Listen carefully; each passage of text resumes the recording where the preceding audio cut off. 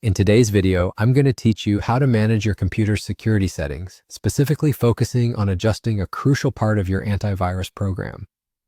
As always, navigating through these settings aims to ensure your computer runs smoothly, but it's important to tread carefully when modifying security features.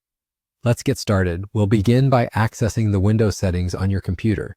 You'll find these settings in the Start menu, usually represented by a small gear symbol, which symbolizes the control center of your computer's system settings.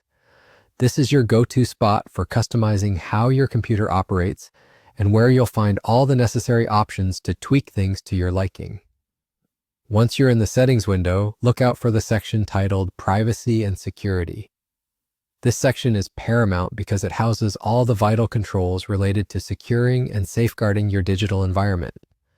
Clicking on this will take you to an array of options designed to protect your computer and personal data, providing peace of mind as you navigate the digital world. Within Privacy and Security, direct your attention to Virus and Threat Protection. Clicking here will open your Security Suite dashboard, which is your frontline defense against potential threats. This is where your antivirus settings reside, ready for you to customize according to your needs. Now we're going deeper into those settings by clicking on Manage Settings. You will find this under Virus and Threat Protection Settings. This area provides more detailed controls over how your antivirus behaves, allowing you greater control over what gets monitored on your device. Here's a step where you'll want to be particularly attentive. Toggle off real-time protection. By toggling this option off, you're instructing your antivirus to cease its automatic scanning processes.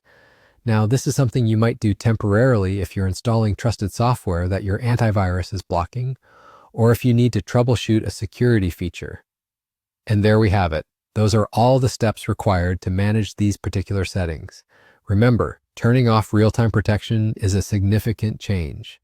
Make sure to turn it back on when you're finished, as it is crucial for continuously monitoring for malware and potential threats.